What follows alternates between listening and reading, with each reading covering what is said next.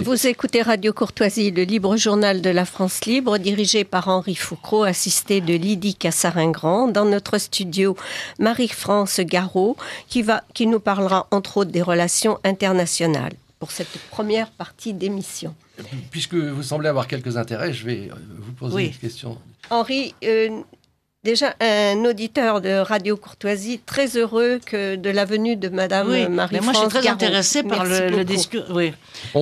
Parce que, par exemple, je me souviens que Gallois, dans le temps, m'avait dit « N'oubliez pas que la Chine est maîtresse du jeu dans la mesure où elle peut être seule la première pour faire la réunification des deux Corées. » Et à partir du jour où la réunification des deux Corées est faite, il n'y a plus aucune raison de la présence américaine dans la zone.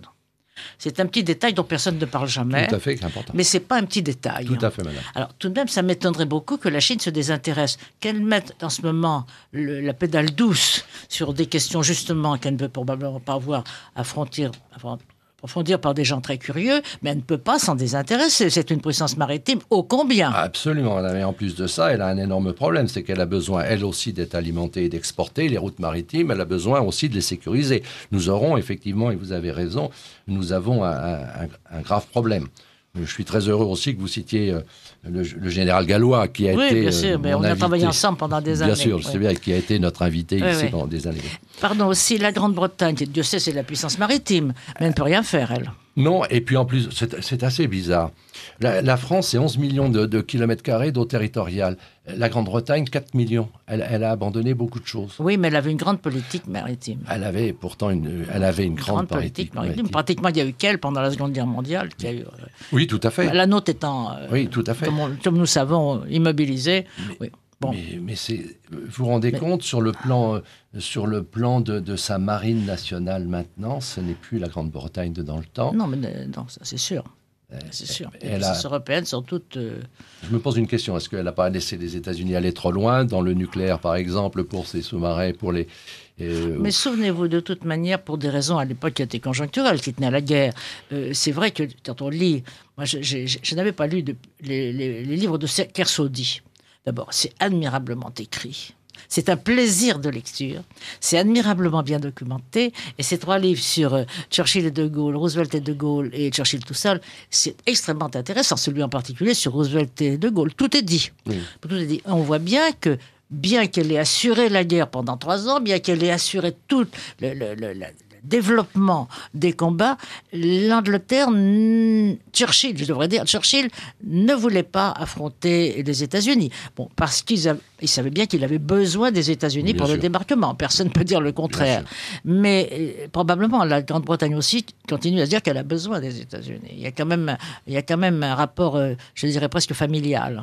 Je vous poserai une question tout à l'heure sur ce sujet, parce qu'il y a quelque chose qui me choque dans ce qui se passe avec la Grande-Bretagne. Donc effectivement, je vous poserai... je voudrais... il y a certains bruits actuellement qui arrivent jusqu'à nos oreilles. Vous seriez en train de préparer... Vos oreilles sont certainement plus larges que les miennes. Et vous êtes en train de préparer un nouveau livre. Oui, j'essaie, parce que je trouve un peu irritant. Je crois que je vous le disais tout à l'heure, j'ai lu il y a quelques jours, je crois que c'était le Figaro, où il y avait un article d'un ministre allemand qui parlait de l'Union européenne. Et quand il parlait de l'Union européenne, il ne parlait pas des États européens. Il disait les peuples et les territoires qui composent l'Union européenne. Ce qui me paraît résume parfaitement la situation. Les États qui sont dans l'Union européenne ne sont plus des États. Tout à fait. Ils ne sont plus des États pour une raison extrêmement simple, c'est qu'ils ne sont plus souverains. Alors, tout le monde... J'ai demandé l'autre jour à une amie constitutionnaliste comment les constitutionnalistes se débrouillaient avec la souveraineté. Elle m'a dit, ils ne se débrouillent pas du tout. Par exemple, on fait des enquêtes sur la jurisprudence du Conseil constitutionnel ou des choses comme ça.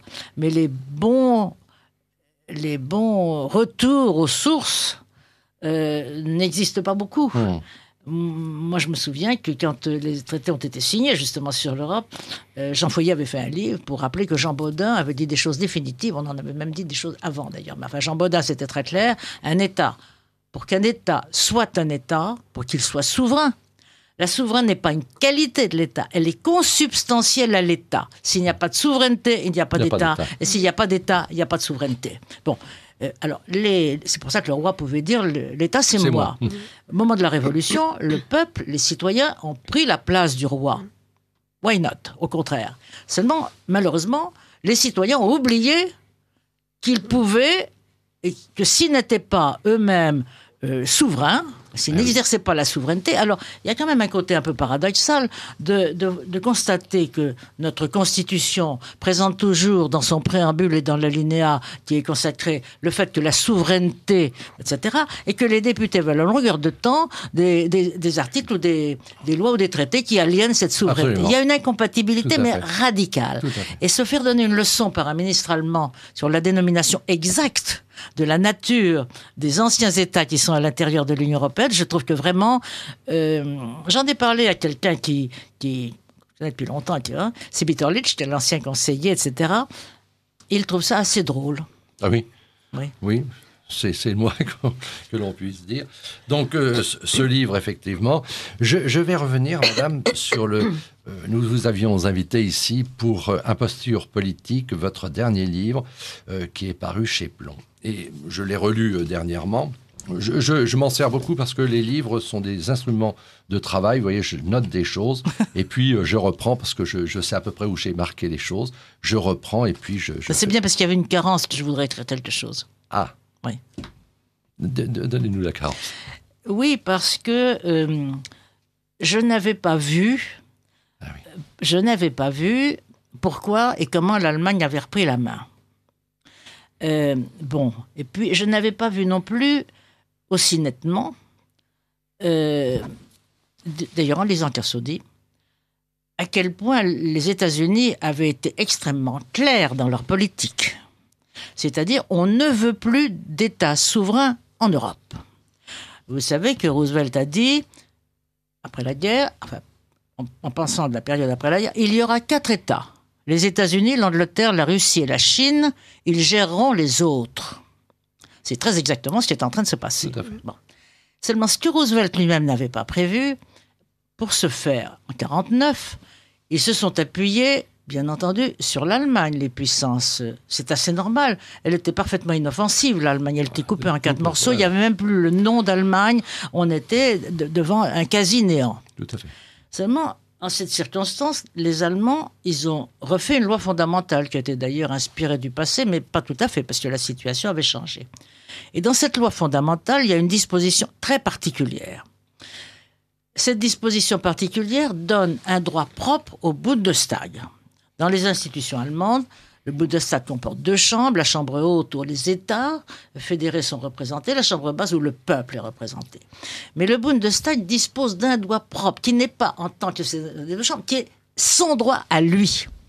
Et ce droit propre lui donne la capacité d'éliminer toute disposition contraire au bon fonctionnement de la démocratie allemande, laquelle est supérieure à la démocratie européenne, parce qu'il y a un peuple allemand alors qu'il n'y a pas de peuple européen.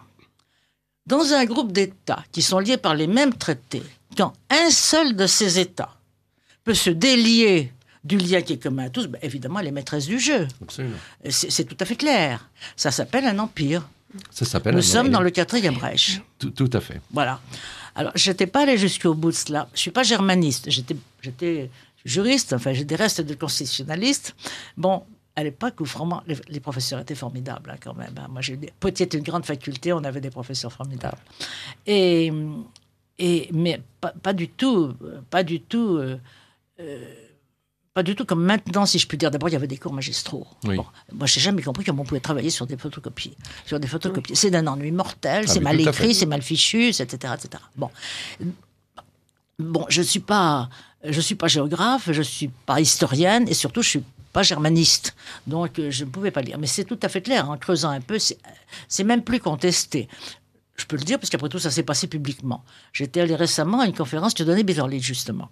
À vous dire, j'étais allé à une autre conférence. Il y en avait 2 au même endroit, le même jour, et je me suis trompé. J'ai atterri dans celle de Bitterlich, que je connais un peu, parce qu'on l'avait interviewé, d'ailleurs, au moment du traité de Maastricht. Alors, je vous passe le numéro. Il a fait un numéro à faire pleurer les enfants dans les chaumières. Nous sommes heureux. Nous sommes heureux parce que maintenant, les relations entre la France et l'Allemagne sont des relations amicales, fraternelles, chaleureuses. Enfin. Il y a tout de même quelque chose qui nous ennuie un peu. C'est que non seulement nos relations sont bonnes, mais nous vous aimons. Nous vous aimons Et nous avons parfois le sentiment que vous ne nous aimez pas. Voilà. Alors, je vous assure que c'est probablement dans les termes exacts, ou à peu près. Et vous dites, mais vous me dites que vous nous aimez, mais on a du mal à vous croire. Alors qu'il y a tout de même des preuves d'amour. Par exemple, si on partageait le siège au Conseil de sécurité. Voyons, c'est pas très nouveau comme idée, mais enfin, bon, ça s'arrête là-dessus. Personne ne demandait la parole. Toi. J'ai dit, heureusement, j'ai eu un temps pour me reprendre, parce que moi, j'étais bouleversé d'émotion. J'avais le nez dans mon mouchoir à la pensée de la peine de M. Bitterlich. Bon, mais je vois que, de toute manière, ce n'est pas moi qui ai la décision, mais si je l'avais, évidemment, elle serait non. D'abord parce qu'on ne peut pas. Ça ne dépend pas de nous, mais du Conseil de sécurité. Et deuxièmement, quand on est deux sur une chaise, il y en a les deux qui tombent, et je ne suis pas sûr que ce serait vous. Par conséquent, c'est non. Mais il y a, je crois, en partant pour lui dire bonjour, lui au revoir, parce que je le connais assez bien quand même, je lui dis, quel est le génie qui a eu l'idée du pouvoir propre du Bundestag? Et il m'a répondu textuellement, ça n'était pas bête, hein. Voilà comment nous sommes traités. Tout à fait. C'est quand même que... Je voudrais revenir un petit peu sur Maastricht. Tout à l'heure, vous disiez, Maastricht, c'était Ric-et-Rac. Et c'est vrai que c'était Ric-et-Rac. 300 000 voix, je crois, de différence. On m'en parlait pas. Oui. Est-ce qu'on a bien compris à l'époque, nous qui étions considérés comme des souverainistes, lorsque je regarde aujourd'hui les sondages sur l'euro où les Français disent on veut plus de cette Europe, mais on voudrait bien conserver l'euro. C'est un attachement à la monnaie, n'importe laquelle. Est-ce que sur Maastricht, on a mis l'accent suffisamment sur le fait qu'on allait changer de monnaie? Je pense que non. Si, on ne l'a peut-être pas mis assez, mais tout de même, si, c'était très net. D'abord, il y avait le nom. Le nom à l'époque, c'était l'écu. Oui. C'était l'écu. Oui. Il y a même eu un débat sur la monnaie, puisque les Anglais, toujours sages, avaient parlé de la monnaie unique. Bon. Et on s'était rallié à cette monnaie. Et bon, la position française a viré sur la pression, disons, de l'establishment du parti majoritaire, et qui était le parti à l'époque dirigé par qu'est-ce qui était au gouvernement d'ailleurs, Mitterrand, non mais Chirac le dirigeait, oui. Et ce mouvement a pris position pour. Bon, je crois que ça a été une grave erreur, bien entendu. C'était une grave erreur parce que ça s'est joué à un cheveu. Oui, tout à fait. Ça s'est joué à un cheveu. Et de surcroît, je crois qu'il n'était pas bon pour les Français d'aller en face de François Mitterrand sur le... Oui. François Mitterrand, c'est un animal. Oui, bon.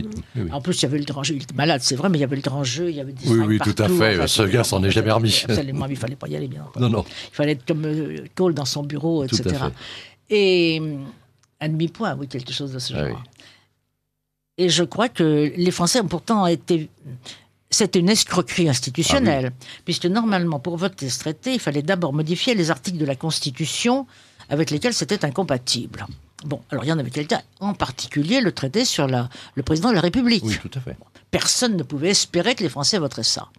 Et Roland Dumas, qui est un homme intelligent et habile, a eu un coup de génie. Plutôt que de faire voter les modifications constitutionnelles aux Français, on a intégré dans notre Constitution, le futur traité. On a fait voter au Parlement, une disposition, qui est l'article 8 de la Constitution, dans laquelle il est prévu que les dispositions de la présente Constitution seront modifiées dans la mesure où c'est nécessaire à l'application du traité du temps.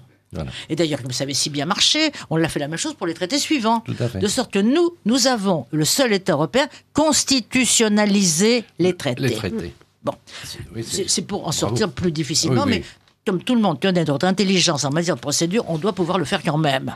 Mais enfin, ça ne simplifie pas la chose. Non, pas du tout. Bon. Et puis après, le reste a été voté comme ça, un quart de cheveux, quoi. Bien entendu, le pays a toujours voté contre. Il a voté contre la CED. Oui. Et d'ailleurs, c'est une bonne leçon en ce qui concerne les partis. Parce qu'au moment de la CED, il n'y avait pas de partis, il y avait des groupes qui n'étaient pas caporalisés comme ils le sont maintenant, ce qui est un véritable scandale. On n'est plus caporalisé que les Américains, ce qui n'est pourtant pas une référence. Bon. Et en matière de démocratie telle que nous la pratiquons, je ne parle pas du reste. Bien sûr. Et dans tous les groupes de la CED, y compris le MRP qui portait le texte, il y a des députés qui ont voté contre. Par conséquent, il n'y aurait aucune raison maintenant qu'on défende un député de tel ou tel groupe de voter pour ou contre. Ça les regarde. Oui, C'est pas les partis qui sont souverains, c'est les députés, c'est le Parlement. Les partis n'existent pas politiquement. Tout à fait.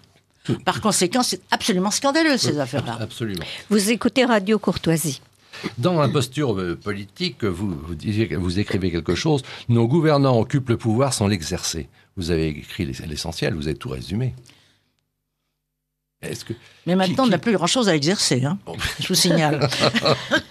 Écoutez, il y a 4 pouvoirs d'État, comme vous savez, depuis Baudin.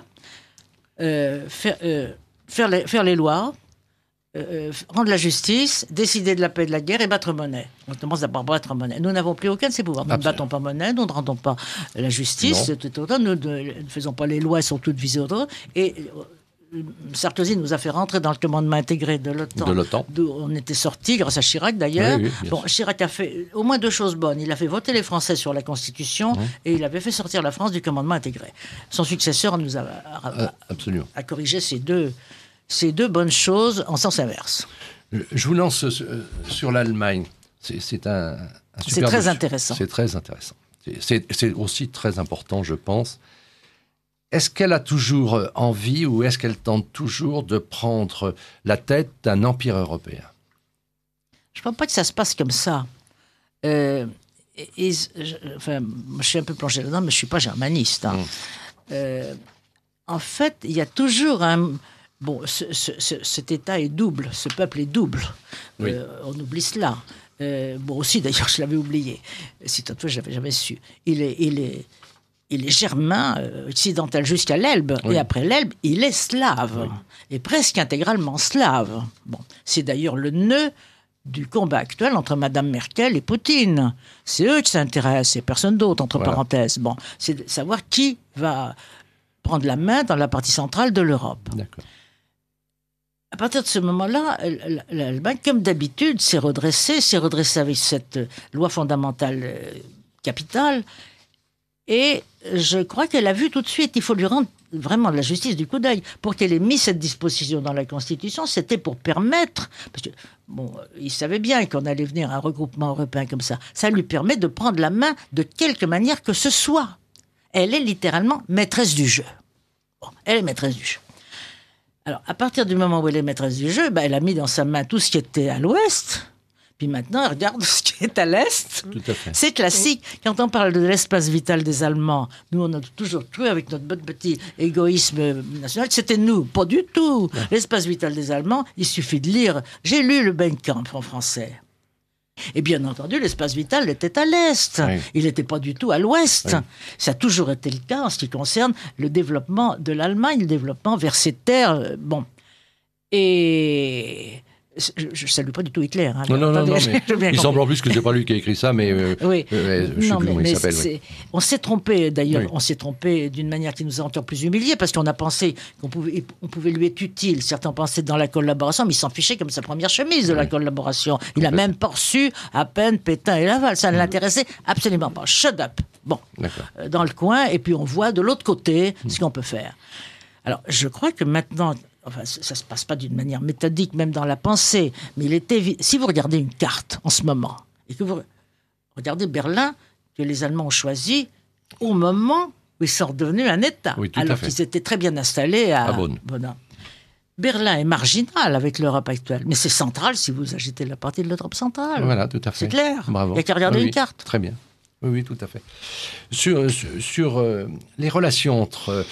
les États-Unis et l'Allemagne. La première question que je voudrais vous poser, est-ce que les États-Unis sont en train de changer de partenaire privilégié dans l'Union européenne, c'est-à-dire d'abandonner un petit peu la Grande-Bretagne pour se remettre sur l'Allemagne ? Ils ont mis la main, c'est eux qui ont mis l'Allemagne, au pouvoir, si j'ose dire de manière. Encore une fois, il y aura 4 États, les États-Unis, l'Angleterre, la Russie et la Chine. On ne peut pas être plus clair. Les Américains sont des émigrés germains, au départ. Il faut même se souvenir de cela. Oui. Donc, pas de guerre. Il faut reconnaître que quand on sort des religions, des guerres de religion, on n'a pas très envie de continuer. Ça a été quand même une des périodes les plus difficiles, les plus douloureuses, etc., qu'un peuple puisse subir. Donc, ils arrivent aux États-Unis, pas de guerre. On ne veut plus de guerre. D'ailleurs, il suffit de regarder le découpage des États-Unis. C'est un découpage colonial, en carré et en rectangle, pour qu'il n'y ait aucune singularité géographique qui justifie des différenciations dans. Bon. Ça ne les a pas empêchés d'avoir une guerre de sécession qui n'était pas une promenade de santé, mais la source n'en était pas là. Bon. Par conséquent, ils ne veulent pas de guerre. Ils n'en ont pas voulu pendant la Seconde Guerre mondiale. C'est d'ailleurs probablement là qu'est la source non seulement de leur mépris, mais de leur rejet. Car c'est notre défaite. Enfin, on l'a oublié, il faut l'oublier. Mais en même temps, il faut se souvenir, la France qui était la première puissance, etc., où nous avons été battus, la troisième armée du monde, je crois, nous avons été battus en 5 semaines. 5 semaines. Bon, les Allemands n'arrivaient pas à nous rattraper. Et en plus, là-dessus, on a capitulé. Heureusement, il y avait le général. Heureusement, mais on l'a très bien vu à ce moment-là. Roosevelt n'a jamais considéré, et je crois qu'il estimait beaucoup de Gaulle, ô combien, mais il n'a jamais... Souvenez-vous, il y a la dernière visite officielle, il a été traité pas comme chef d'État. Oui, c'est ça. Comme chef de gouvernement, mais pas comme chef d'État. Les États-Unis ne veulent plus d'État en Europe continentale. Et alors, l'Allemagne leur a pris la main, chacun son tour. Et elle est en train de constituer un empire. Un empire. Est-ce que qui va essayer de gérer l'autre? C'est pas aussi schématique que cela. Oui, mais bien entendu, je schématise beaucoup. Ça s'est pas passé comme ça. Ça se passera pas tout à fait comme ça. Mais enfin, la ligne, c'est ça. Oui, quand même, parce que qui va imposer sa gestion des affaires à l'autre? Est-ce que ce sont les États-Unis? Je ne crois pas que Mme Merkel a envie d'imposer sa gestion des affaires. Pour l'instant, elle est en train d'essayer de reconstituer son ensemble. Bon, et les États-Unis n'ont aucune envie d'intervenir en Europe. C'est le moins qu'on puisse dire. C'est sûr. C'est le moins qu'ils puissent dire. Ce qui les intéresse, c'est le reste. Et d'ailleurs, là aussi, on est tout de même obligé de se poser des questions. Enfin, obligé ou amené à se poser des questions. Nous sommes absolument fascinés par les États-Unis parce que c'est notre univers normal. Mais enfin, la Russie, qui est si pauvre et malheureuse, comme on dit, elle est quand même liée avec la Chine. Ça fait un petit empire modeste, 60% de l'uranium mondial, 40% du pétrole, 30% de... etc., etc. Bon. Alors, bien entendu, il y a des étendues désertiques, des faiblesses, tout ce qu'on voudra. Mais quand même, quelle puissance aussi, hein, quelle puissance. Le Goff, que j'ai vu très peu de temps avant sa mort, me disait on revient aux empires. Parce que j'étais allé le voir à propos de ça, justement. Il disait moi, je crois que nous rentrons dans un système d'empire. Et il m'a dit mais le monde rentre dans un système d'empire. Moins d'États-nations et des empires. Ça tiendra ce que ça tiendra, mais la Chine est un empire. La Russie. Roosevelt, dans ses prédictions, dans ses souhaits, était tout à fait servi. Oui. Alors, nous, bien entendu, il faut absolument espérer se redresser, mais enfin, on ne peut pas dire qu'on soit dans une condition extrêmement facile. D'abord parce qu'on s'est laissé embobeliner institutionnellement plus qu'aucun autre pays. Alors, je sais bien, moi j'ai dit souvent, quand un renard est pris au piège, il se mutile toujours. Oui. Bon. Et d'ailleurs, les êtres humains font la même chose. Hein. Oui, tout à fait. Quand on est au fond d'une crevasse, vous vous souvenez de cet homme qui s'est coupé la cuisse avec son couteau? Il faut avoir envie de vivre, oui, quand même. Avoir envie de vivre. Je sais bien, quand il fait froid, ça endort un peu, mais enfin quand même. Quand même, oui. Et c'est vrai, c'est bien aussi ce que l'Allemagne a fait à certains moments. Absolument. Mais donc tout est possible, si on le voulait. Ce qui me dérange le plus, je crois que je vous ai dit ça tout à l'heure au micro, mais je vais le dire au micro. Le problème des hommes, c'est qu'ils ne veulent jamais reconnaître qu'ils ont eu tort. Alors nous, les femmes, au contraire. Oh, excusez-moi, j'avais pas bien compris, je m'étais trompée. Mais vous savez, on va recommencer autrement. Bon, c'est formidable parce que ça ouvre comme possibilité quand même. On annule, hop, le passé d'un seul coup et on repart sur une autre piste. Les hommes, non, ils se sentent déshonorés comme ça. Bon, ils se sentent déshonorés un peu, ça trouble leur ego. Bon, alors remarquez, on a tellement de femmes au gouvernement maintenant que si elles pouvaient rétablir l'équilibre, ça nous rendrait service. Ce serait bien, mais elles sont encore... oui, mais vous avez tout à fait raison. Vous avez tout à fait raison. Mais on peut toujours renverser les choses. Oui, mais enfin, là, tout de même, on a mis la barrière un peu haute. Oui, absolument. Madame Merkel, est-ce que c'est un génie politique? C'est un génie. Dans le petit livre que j'écris, moi, je la compare à Louis XI. C'est Louis XI. D'accord. Elle ne fait pas la guerre, elle. C'est l'universel aragne. Écoutez, j'ai trouvé sur Internet, on me l'a envoyé d'ailleurs il y a quelques jours, une déclaration du nouveau président du Conseil, M. Tunk, qui a fait une déclaration tout à fait émouvante d'ailleurs dans sa candeur. Il dit « Mon grand-père habitait Munich Et c'est là où il s'est lié avec le grand-père de Madame Merkel. Et ils ont noué une amitié... Danzig, pardon, pas Munich, Danzig. Et c'est là où ils ont noué une amitié très solide, qui d'ailleurs se perpétue dans la famille. Et s'il existe un modèle à l'amitié entre personnes politiques, je pense que celle qui me lie à Madame Merkel ne peut pas être dépassée. On peut toujours essayer d'agir sur le Conseil, mais on va avoir des petits problèmes. Enfin, vous voyez, je pense que notre liberté de manœuvre va être quelque peu obérée. Bon, des petites choses comme ça, c'est pas inutile. Dans les personnages qui sont à l'intérieur de l'Europe, pour l'instant, je vois pas sur qui on peut s'appuyer. Tout à fait. Est-ce qu'elle est foncièrement européenne ou est-ce qu'elle suit ce qu'on fait ses Ça précédents? dépend si l'Europe est un Reich, bien sûr que oui. D'accord. C'est ce que je voulais vous entendre dire, mais c'est tout à fait... Et c'est pas péjoratif, ce que je dis pas du tout. Non. C'est la forme. Alors, si on faisait du mauvais esprit, on disait que c'est vrai que les Reich ne sont pas toujours très pérennes. Parce que les Allemands, au bout d'un moment, ils serrent toujours trop fort. Et ça casse. Mais, de toute manière, ça dure tout de même un siècle ou deux avant de casser. En général, on trouve le temps long. Oui. Et puis surtout, je pense que... Enfin, Madame Merkel n'est pas éternelle, mais c'est pas sa manière du tout. C'est pas sa manière du tout. Regardez, en ce moment, elle a deux petits problèmes à gérer. C'est Chypre, dont elle se moque comme... la Grèce. Oui. Il faut se souvenir que quand même, quand ils ont voulu rentrer dans l'euro, ensuite l'Italie, le ministre compétent de l'époque a dit « Ah non, pas les pays du Club Med !» Oui. Vous vous souvenez? Bon.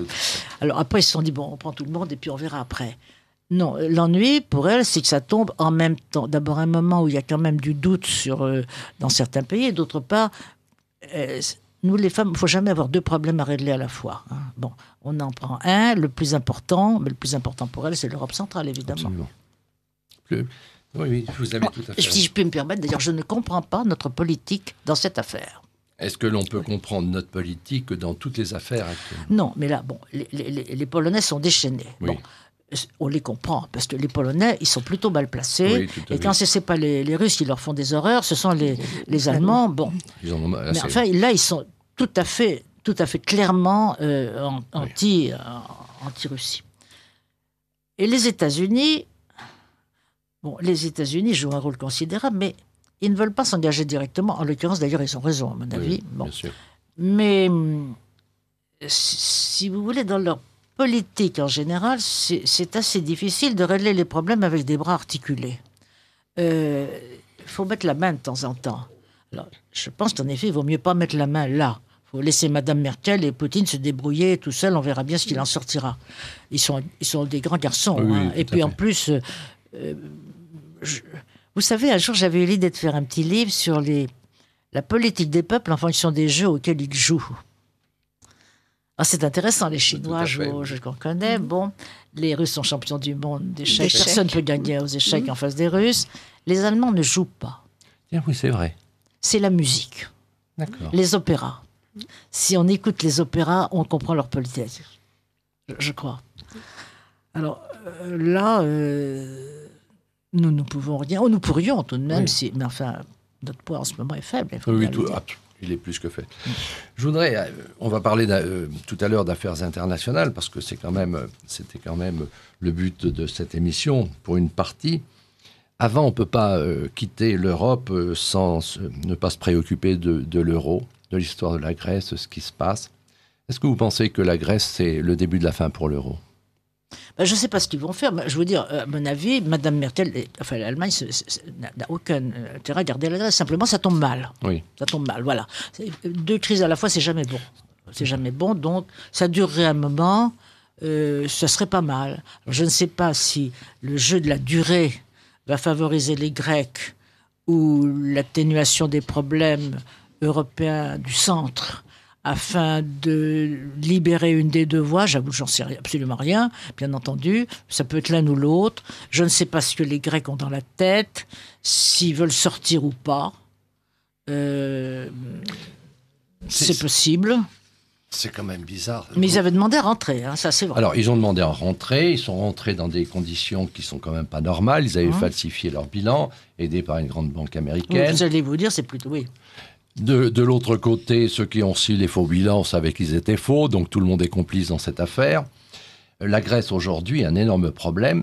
elle ne peut pas quitter la zone. C'est le seul pays qui n'a pas intérêt à quitter la zone euro aujourd'hui, puisque c'est peut-être la zone euro qui va lui donner un petit peu d'argent. Et puis, elle a tout à fait intérêt à quitter la zone euro dans le même temps. Voilà, c'est-à-dire que je ne voudrais pas être Premier ministre. Elle a besoin d'un petit délai, certainement.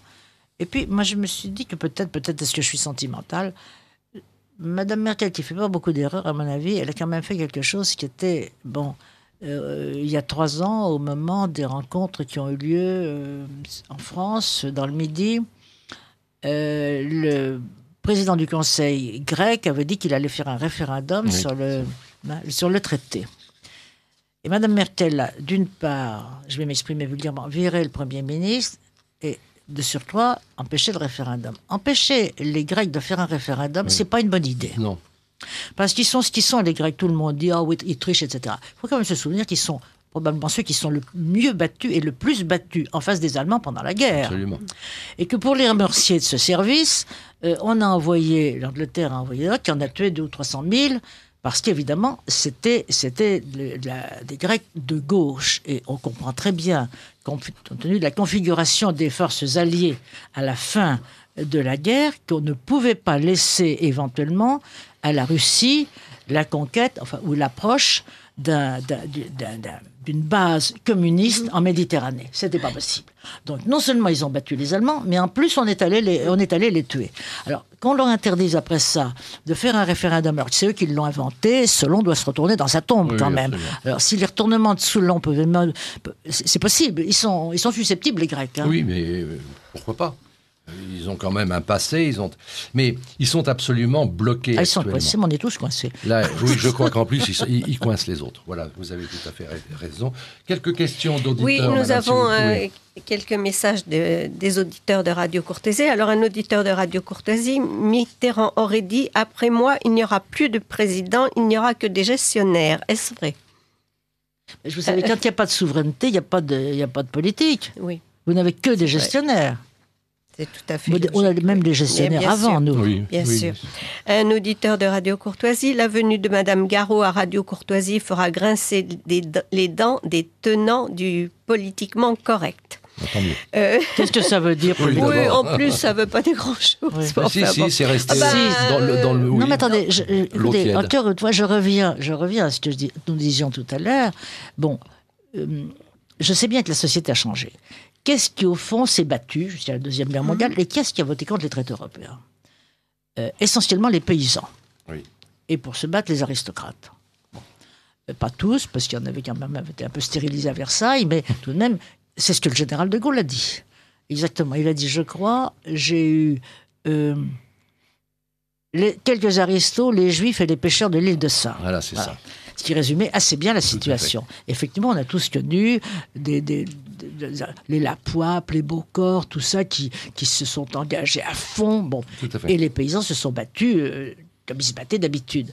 Alors, ces deux catégories sociales ont complètement changé. Oui. Complètement changé. Il n'y a pratiquement plus de paysans. Voilà. Et nous sommes maintenant un pays qui est d'une bourgeoisie souvent technique, très polarisée sur la finance, soit parce qu'on n'en a pas, soit parce qu'on en a. Et surtout, vous savez qu'on caractérise généralement la décadence par 3 éléments. 1, la désagrégation du territoire. Bon, nous y sommes, il n'y a pas que nous d'ailleurs. L'Espagne a des petits morceaux qui s'en vont, l'Italie du Nord, même l'Écosse. Alors si même l'Écosse, bon.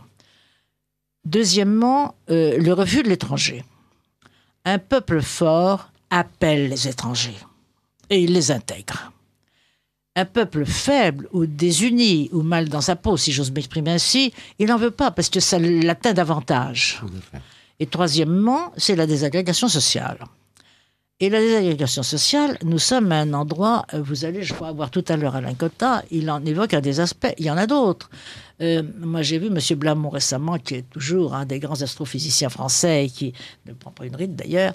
Bon, alors évidemment, quand on pose quelque chose sur un endroit du monde qui a 58 millions d'années, ça vous amène à réfléchir sur la situation dans laquelle on est par rapport au monde. Et c'est bouleversant intellectuellement, moralement. Donc, nous sommes à un moment où tout change, y compris la personne humaine. Oui. Moi, le jour où j'ai vu sur mon ordinateur, en ouvrant, que les bébés étaient à vendre à 2500 €, ça m'a quand même fait un choc. Ah oui. C'est un peu plus cher que les petits chiots. Moi, je les donne de toute manière, parce que je trouve que quand on achète quelque chose, on s'en occupe pas. Tandis que quand on vous le donne, on s'en occupe. Évidemment, voilà. Mais on en est à l'éventualité d'une greffe au cerveau. Bon, oui. C'est-à-dire, on est vraiment la jeune femme qui a eu 3 personnes, 2 mères et un père. Bon, il y a quand même une désagrégation sociale qui, je crois d'ailleurs, est plus nette à l'Occident que dans d'autres pays. Oui, dans d'autres pays, c'est pas par hasard que la Russie orthodoxe maintient une présence forte de l'orthodoxie. Allons plus loin. Le djihad est notre ennemi. Mais je vais dire quelque chose qui va faire sauter les éditeurs. Ils sont capables de se faire tuer pour ce à quoi ils croient. Et nous ne sommes plus capables de nous faire tuer pour ce à quoi nous croyons. Et si nous sommes battus, ça sera à cause de ça. À cause d'autres choses aussi, parce que on ne peut pas non plus faire la lutte contre les musulmans. Dieu sait qu'on a fait les guerres. Hein. Oui, tuez-les tous, Dieu reconnaîtra les siens, n'était pas exactement un propos charitable. Bon. Non. Mais là, on veut les battre sans se battre. On ne peut pas bombarder les gens pendant 20 ans et qu'après 20 ans, ils soient à faire des prières pour que les bombardements cessent. Alors, ils font ce qu'ils ont entre les mains, c'est-à-dire les choses horribles. Voilà, ils font les choses horribles. Je ne dis pas qu'ils ne les feraient pas autrement, mais qu'est-ce que vous voulez qu'ils fassent d'autre ? Voilà, et surtout pour attirer l'attention et dire aussi, essayez d'arrêter vos élans. Oui, par conséquent, on est vraiment dans une société, dans un monde qui perd tout ce qui était ses structures jusqu'à présent. Structure dans le futur, structure de l'espace, structure sociale. Tout à fait. Tout. Il y a une désagrégation. Je ne sais pas si c'est la même chose en Chine et si c'est la même chose en Russie ou ailleurs, mais en tout cas, dans l'Europe, c'est peut-être lié. Il y a aussi le fait qu'on n'est plus gouverné. On n'est plus gouverné depuis 25 ans quand même. Voilà, tout à fait. On est géré, mais on n'est pas gouverné. On n'est pas gouverné, je suis tout à fait d'accord. Un auditeur de Radio Courtoisie, alors, qui apporte une précision, la politique de l'espace vital présentée par Hitler dans Mein Kampf a été inventée par le général et théoricien militaire Erich Ludendorff, qui a fait partie de l'état-major allemand de 1870 et 1914, entre 1870 et 1914. Alors, je rappelle à nos auditeurs qu'ils écoutent Radio Courtoisie, le libre journal de la France libre, dirigé par Henri Foucrault, assisté de Lydie Cassarin-Grand, dans notre studio, Marie-France Garot. Madame... Qui s'en va d'ailleurs, je crois. Non, c'est pas fait. Pardon, madame. Oui, ils sont là, oui. D'accord. Alors, une auditrice de Radio Courtoisie, madame, il y a plus de 10 ans, l'Allemagne a édité, je pense, a évité. Non, édité, c'est une erreur de notre téléphoniste, a édité une planche de timbres postaux représentant ces Länder. Il y avait un timbre Alsace-Lorraine dans cette collection. L'Europe actuelle a réalisé le Grand Reich, qui était le rêve d'Hitler. Enfin, c'est pas faux, c'est vrai. Non, alors, ça s'appellerait, parce que c'est le terme allemand, mais c'est vrai qu'il y a des... Oui, on peut dire que c'est un quatrième Reich. Oui, c'est ce que on peut dire que c'est un quatrième Reich. Mais oui, le contexte est fondamentalement différent. Oui, moi, c'est presque ça qui est, je trouve, le plus bouleversant. Parce que nous n'avons pas beaucoup de repères. Le seul repère, quand on est comme ça et qu'on est faible, il faut se battre. Il faut se battre. Tant pis si on viole les traités, tant pis si, etc. Seulement, voilà, quelqu'un l'autre jour m'a dit, il faudrait faire une constituante. Je dis, c'est pas une mauvaise idée, il manque que 3 personnes. Robespierre, Sieyès et Bonaparte. Voilà. Bon, alors, Sieyès et Bonaparte, on peut peut-être encore trouver. Bon, mais Robespierre, on ne trouve pas facilement un Robespierre. C'est quelqu'un qui sait qu'il sera guillotiné. Oui, absolument, oui. Ça freine les élans. Ça freine les élans. Et je ne sais pas si notre monde, qui est tout de même très bourgeois, il faut le dire. Oui, c'est ça. C'est pas péjoratif du tout. Non. Mais il n'est plus guerrier, d'ailleurs. Bon, où est le temps ? Moi, j'ai même connu où il y avait encore des duels à l'Assemblée nationale. Oui, dernier de fer. Dernier, exactement. Bon. Bon. Alors, c'est inimaginable, on croirait qu'il y a 10 siècles. À partir du moment où la mort est la pire chose qui puisse arriver, on ne prend jamais de risque mortel. Il y a peut-être aussi un autre problème. On est en train de détourner un peu l'attention et de détourner les choses actuellement. Pourquoi se battre pour une région lorsque l'on peut, sur le papier, faire des régions et voilà, le problème, il est là. C'est évident. Oui. On se bat pour sa terre. Tout à fait. On se bat pour son Dieu, pour sa terre ou pour ses enfants. Voilà, tout à fait. Voilà. Pour le reste, Oui. malèche. Et les régions transfrontalières, vont un jour ou l'autre faire un empire quelque part sans que personne s'en aperçoive. C'est ça que j'ai bien peur. L'Alsace-Lorraine, puisque l'auditeur en parlait, c'est une région qui reçoit des subsides de l'Europe et qui n'a même pas à dire quelque chose à Paris, à rendre compte de Paris. C'est quand même, une fois de plus, un abandon de souveraineté. On n'a jamais vu, même dans le fédéralisme américain, ce qui nous arrive, c'est-à-dire qu'un État membre fasse viser son budget par les fonctionnaires de Bruxelles avant de le soumettre au Parlement. C'est affreux. C'est affreux. C'est affreux. Nous n'avons plus aucun pouvoir d'État. Voilà, nous n'avons plus aucun pouvoir d'État. Nous ne battons pas mort. On l'a dit. Voilà, il faudrait tout de même. Alors, il y a aussi probablement un problème qui relève. On peut pas mettre les pendules en arrière, mais d'une sorte de systématisation de l'apprentissage, enfin des disciplines. Quand on était juriste de mon temps, on avait des ouvertures très différentes. On faisait de l'histoire du droit, on faisait du droit international, on faisait du droit constitutionnel, et puis on avait des professeurs. Bon, comme une fois, je vous disais, moi, je ne comprends pas comment on peut vraiment s'intéresser passionnément à des polycopiés. Et voilà. Le cours, c'est déterminant. D'autant que si le professeur est mauvais, il est chahuté. Voilà. Donc, en général, ils sont bons. Ils sont bons, voilà. En général, ils sont bons. Et il y a tout de même un vrai dialogue. Bon, comment peut-on en ce moment, je vous dis, avoir une contradiction dans les termes aussi massifs que cela? On veut être un État, mais on ne veut pas être souverain. Voilà, on accepte. Bon, donc c'est rigoureusement incompatible. Oui, c'est une contradiction dans les termes. C'est absurde. Ah, une question. Oui. Une question ici. D'un auditeur de Radio. Il faut dire des gens qui ne sont pas contents. Non, c'est pas pour ça. Ah non, c'est parce que... On peut pas citer de nom. Oui. Madame Garot, quel personnage politique aujourd'hui représente le plus le gaullisme? Je crois que le gaullisme s'est terminé avec De Gaulle. Je crois. Non, mais ça n'empêche pas qu'on puisse s'inspirer de Gaulle. De Gaulle, avoir le respecter. Bien sûr. Mais s'il y avait un petit De Gaulle en ce moment, non, ça n'apercevrait, je crois. Oui. Il y a quand même certaines œuvres qui restent. Il y a le problème. Il y a le problème de la Constitution qui, même si elle a été défigurée, maltraitée, si on en fait n'importe quoi, elle peut revenir. C'était quand même quelque chose. Il y a le problème, et je vais vous poser la question parce qu'il y a longtemps que je me la pose et vous êtes la seule personne qui puisse y répondre. Il y avait cette histoire du septennat et je pense que M. Pompidou était pour le quinquennat déjà. Oui, il a fait. Oui, je crois que. Je ne sais pas pourquoi. Nous n'avons jamais su. D'accord. Nous n'avons jamais su. Oui, et quand Pierre Juillet lui a posé la question, est-ce que vous pensez que peut-être. C'était... Non, je ne crois pas qu'il pensait à lui. D'accord. Enfin, je ne crois pas.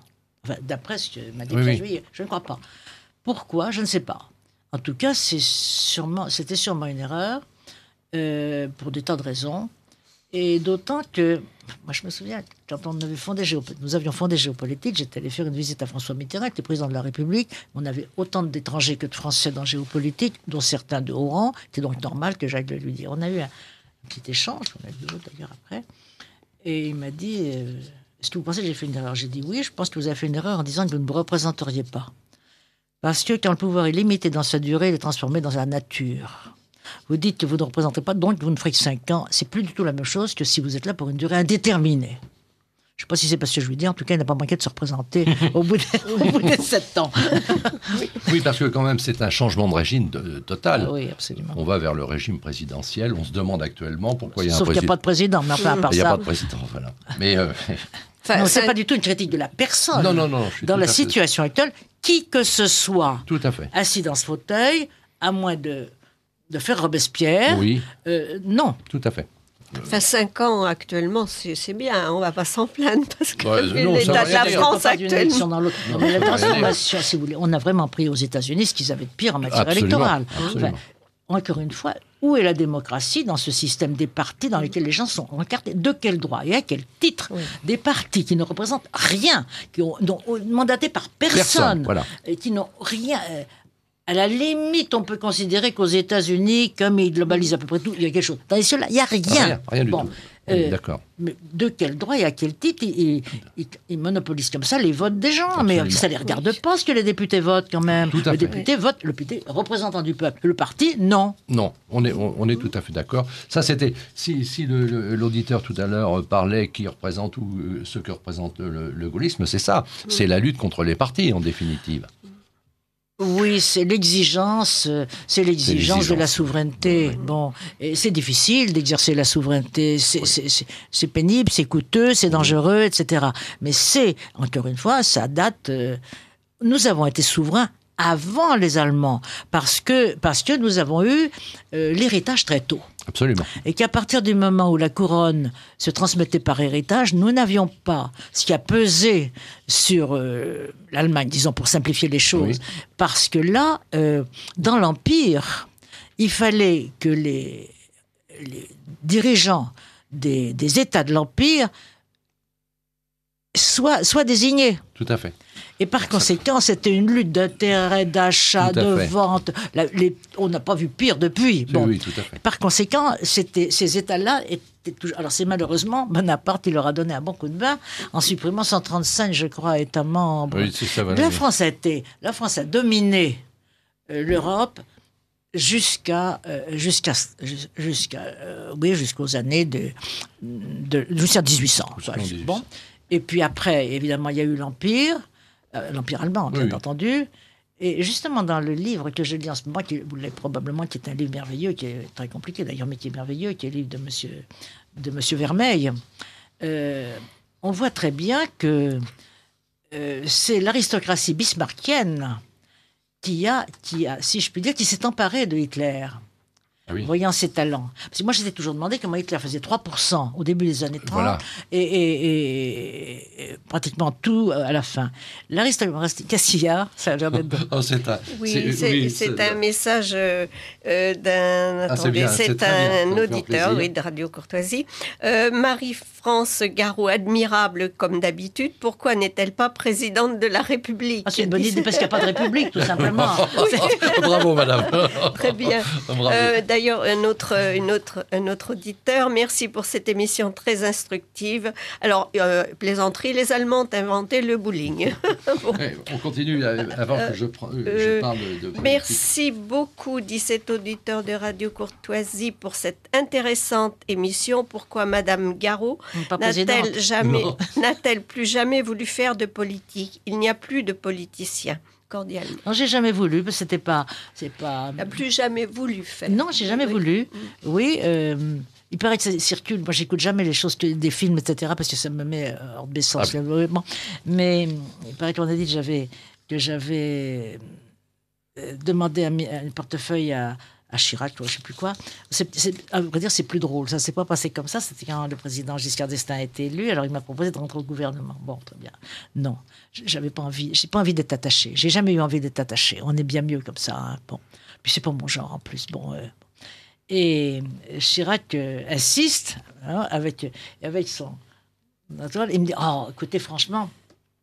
C'est embêtant parce qu'on avait vraiment besoin d'une femme. Déjà, ça fait plaisir d'être désiré pour soi-même. Oui. Demandez à Simone. Mais elle a voté chez moi. Raison de plus. Et Simone était au courant, et ça nous a toujours, toutes les deux, beaucoup amusés. Voilà.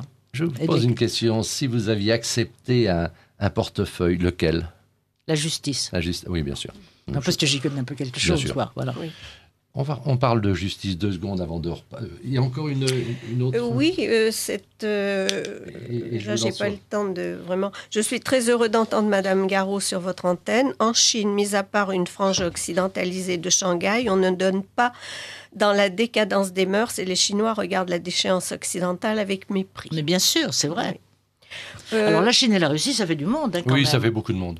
Et ça fait de force en plus. Alors, l'auditeur de Radio Courtoisie, au-delà des problèmes économiques, le problème central reste dans l'arrivée des 200 à 300 000 personnes dans notre pays qu'il faudrait accepter comme une évidence. Il faudrait surtout dire, écoutez, en plus, comment les traite-t-on? Voilà. Comment les traite-t-on? Moi, j'ai une maison à la campagne. On maintient une activité agricole, mais enfin pas grand-chose, c'est un élevage. Mais en face, il y a un paysan français qui, d'ailleurs, en 2 générations, le grand-père a poussé une petite charrette avec des trucs dedans, et maintenant, ils ont 400 ou 500 hectares de vergers de pommes là, et ils en ont 600 près de la Russie. Bon.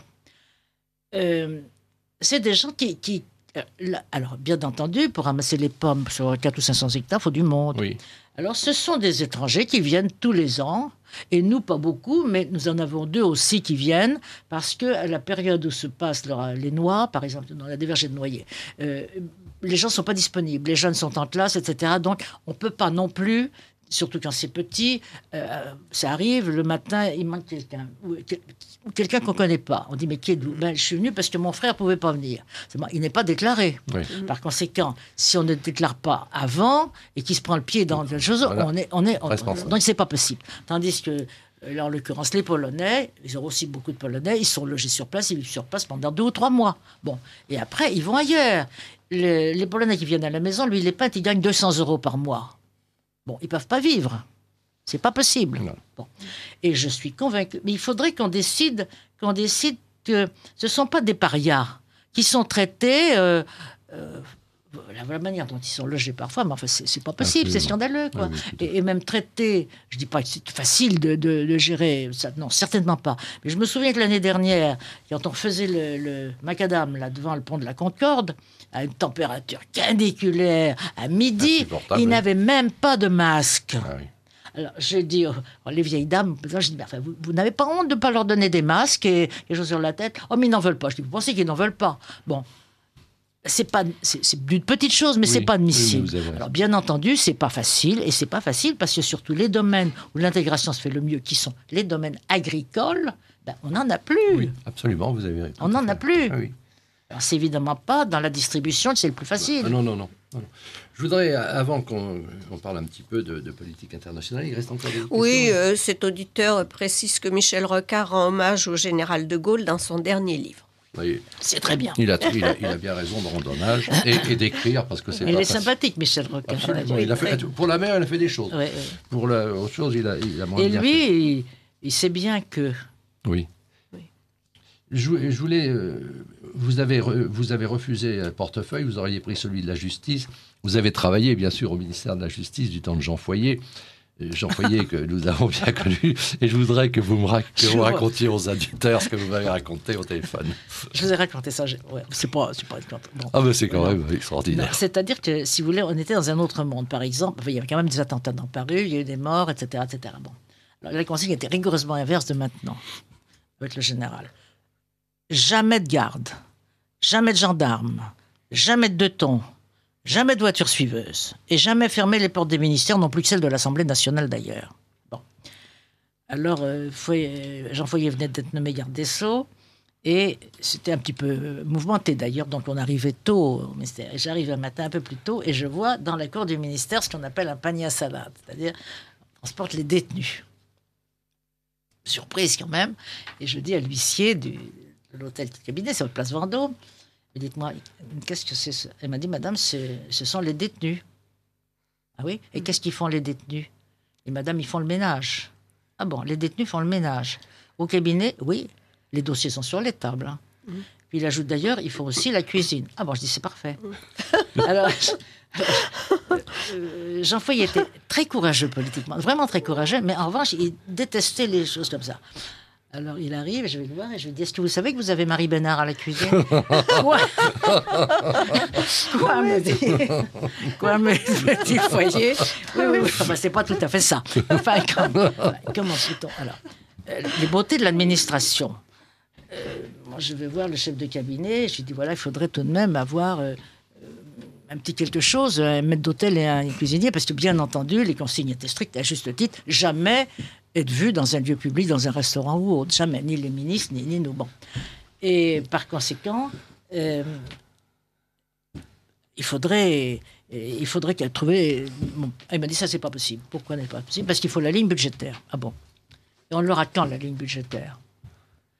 Eh bien, l'année prochaine. Aïe. Je dis, alors pendant 1 an, On on mange mangeait pas. des sandwichs. On mange pas. Et pardonnez-moi d'être... Je crois que j'ai eu un trait de génie. Je dis, vous avez une ligne pour les restaurants? Il me dit, eh ben, vous allez aller voir au Ritz. C'est juste à côté.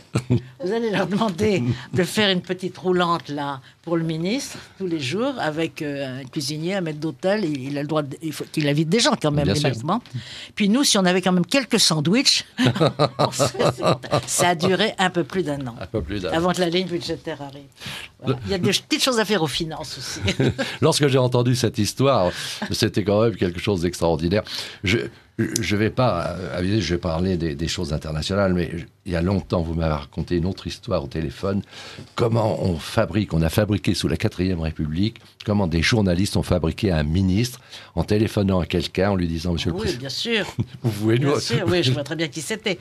Et ils s'embêtaient, les ministres. Le gouvernement a été constitué, c'est un gouvernement Pleven. Pleven.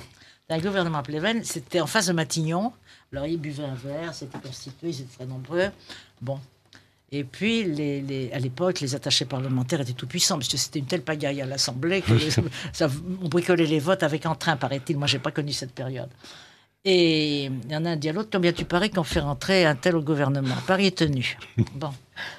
Alors, il téléphone, monsieur Artisto, voilà, je vous appelle de la part du Premier ministre. Président du Conseil à l'époque. Au gouvernement. Oui. Bon, 10 minutes à peine après, la voiture du ministre arrivait. Alors, autour, ils leur disent, mais ah bon, vous... Oui, on m'a appelé, je crois que le Premier ministre a l'intention de me confier quelque chose. Alors, c'était en face Matignon, je ne sais pas si vous voyez, c'est un petit hôtel, il y a une entrée, 2 salons en bas, puis en haut, bon.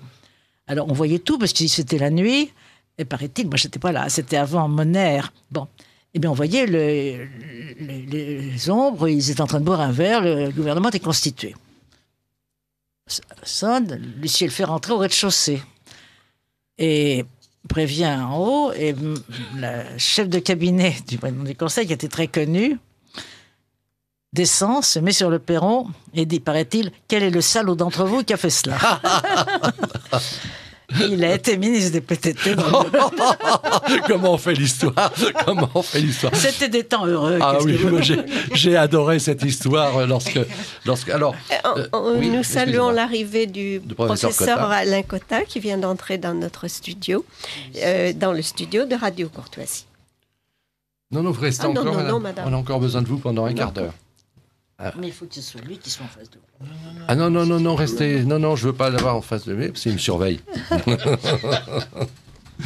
Oui, annoncez s'il vous plaît, et puis on passe. Vous écoutez Radio Courtoisie, le libre journal de la France libre, dirigé par Henri Foucrault, assisté de Lydie Cassarin-Grand. Dans notre studio, Marie-France Garot, Alain Cotta, professeur de sciences économiques à l'université Paris-Dauphine. Oui. Il a écrit un bien bon livre, monsieur Cotta. Très Quand joli. il ne parle pas uniquement d'économie, ça Oui, va mieux. auteur de Oui. l'ouvrage. Oh, bravo, madame. Politique internationale, madame, le monde quand même bouge. Qu'est-ce que vous pensez de ces affaires? Qu'est-ce qui va venir? La Chine, première puissance mondiale ou pas demain? Est-ce qu'elle va avoir des appétits?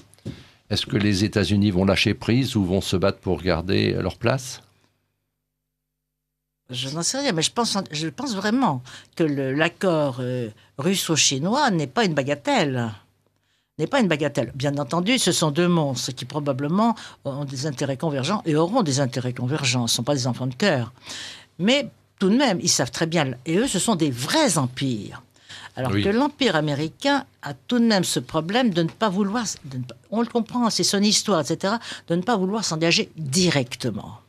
La manière dont ils font la guerre, d'ailleurs, c'est une guerre... L'OTAN, c'est un bras articulé. Est-ce qu'on gagne la guerre avec un bras articulé? C'est possible, mais c'est beaucoup plus difficile qu'avec son vrai bras. Or, on les comprend très bien, les Américains, qui ne veulent pas de guerre. Ils n'en ont jamais voulu et n'en veulent pas. Bon, encore une fois, ils sortent des traités allemands et c'est fini. Bon.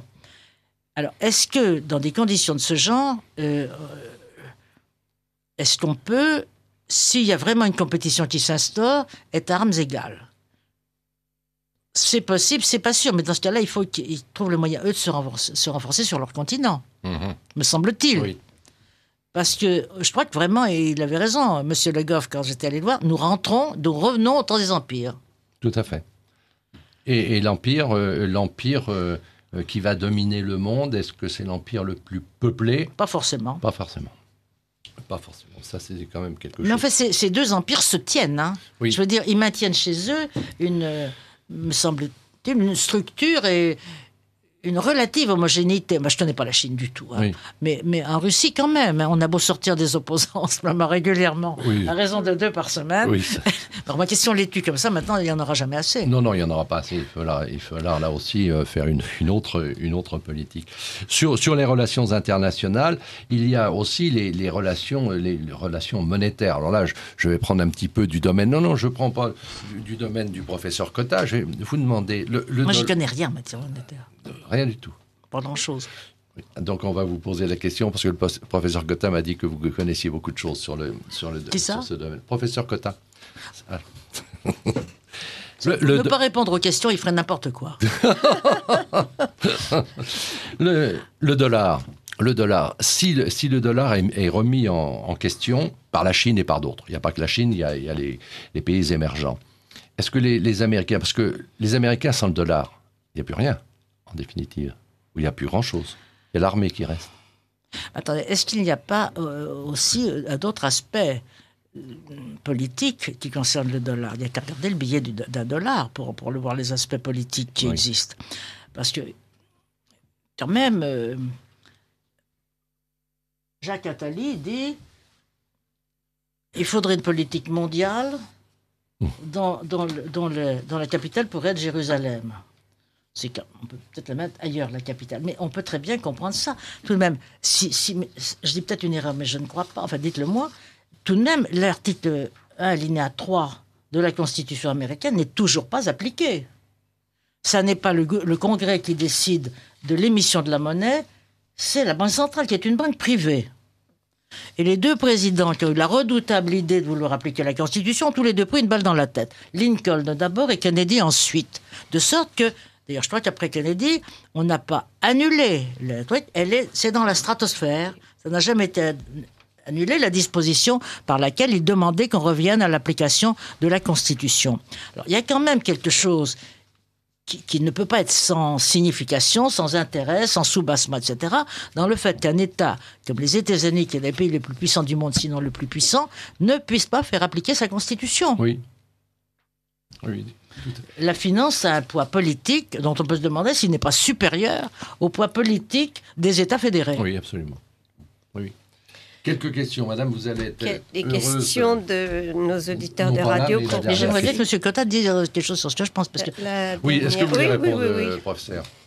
Oui, alors parlez bien devant le micro, professeur Cotta. c'est pas très courageux. Je Non. ne peux pas. Non, justement, je n'ai aucun courage face à Vous voyez, ça, c'est la dégradation d'une société. Absolument, je suis tout à fait d'accord. Eh bien voilà, l'auditeur dit tant qu'il y aura des femmes comme Madame Garot, la France ne sera pas perdue. Vous voyez, Elle devrait, en parlant de vous, Madame, être représentée sous les traits de Marianne sur nos timbres-poste. Ah, pas la dernière, hein. Ah, non. Et vous voyez pourquoi je ne dis rien. Oui, tout à fait, oui. C'est vrai que personne vous a demandé d'être sur le timbre. Alors, donc, ça, c'est un auditeur à l'écoute de Radio Courtoisie. La question de la russophobie est révélateur de l'atlantisme en France. C'est toujours la faute des Russes dans le système médiatique. Oui, madame. Mais là aussi, on est quand même, pour être brutal, on est quand même dans une politique israélienne, enfin dans cette affaire, en grande partie aussi, non me semble-t-il. Au Moyen-Orient, quand même, on avait inversé nos alliances. On était quand même gardien de la Syrie et allié avec l'Iran avant la Révolution. Oui, La Révolution est finie. On a complètement inversé maintenant. On est allié de l'Arabie Saoudite et du Qatar et déchaîné contre l'Iran. On a tout de même le sentiment en ce moment que tout le monde n'a pas des sentiments indifférents en ce qui concerne l'Iran, hein, me semble-t-il. Oui. Bon, je ne sais pas ce que donnait la réunion d'aujourd'hui, mais enfin, on est au cœur du problème. Par conséquent, il y a beaucoup d'éléments qui pèsent sur la politique américaine et qui sont très hétérogènes. Que devrait faire la France vis-à-vis de l'Iran, vis-à-vis de la Russie? Écoutez, non, je suis pas une pitié, je suis pas ici, quand on n'est pas au gouvernement, quand on est rien, on sait rien, mais enfin, Je trouve que pour l'instant, compte tenu précisément de ce que j'évoquais tout à l'heure sur le problème de l'Europe et de l'attribution, de la prise de main sur l'Europe centrale, qui est vraiment décisive dans le rapport de force qui s'établit entre les deux bouts, si je puis dire, eh bien, ça serait pas mal qu'on reste à la situation actuelle. Une question d'un auditeur. Que pense Madame Garot de Manuel Valls? Franchement, je ne me permettrai pas de penser quelque chose des membres du gouvernement. Ce n'est pas mon rôle, ce n'est pas ma place. Et de surcroît, vous savez, quand on n'est pas assis dans le fauteuil dont on parle, on ne sait pas ce que c'est. Oui, tout à fait. J'aurais préféré avoir votre avis, parce que je suis certain que vous avez suivi cette affaire. La loi Macron, je ne vous parle pas du 49.3, tout le monde l'a utilisé à certains moments, mais le fond de cette histoire. Parce qu'à mon avis, il me semble que le Parti socialiste est devenu ultralibéral, que cette loi est beaucoup plus libérale qu'autre chose. Ce qui est le problème de ces gens, mais il faut quand même qu'ils avertissent leurs clients, excusez-moi, leurs électeurs, du fait de ce changement. Cette loi Macron est beaucoup plus importante que ce qu'il n'y paraît ou ce qu'on veut bien nous dire. On a caché le travail du dimanche, etc., les chauffeurs de taxi, mais il y a beaucoup d'autres choses. Par exemple, et vous êtes juriste, par exemple, l'ouverture du capital de société de certaines professions aux autres, c'est quelque chose, c'est les cabinets américains qui vont rentrer dans ces sociétés. Oui, bien sûr, puis si vous voulez, il y a quelque chose, pour vous dire, je n'ai pas lu toute la loi. Parce que je trouve que, comme on ne peut pas s'occuper de ce qui est l'essentiel d'un État, ce qui concerne sa souveraineté, on s'occupe des détails. Bon, c'est très sympathique de faire une loi Macron, mais enfin, le sort de la France n'en dépend pas, à ma connaissance. Non, c'est pas ça le problème. Le problème, c'est de savoir si on existe ou pas. Oui. Bon, alors si on n'existe ou pas, c'est pas avec la loi Macron qu'on va exister. On va faire des débats nationaux de choix de président, etc., de partis, sur des anecdotes. C'est quand même des anecdotes.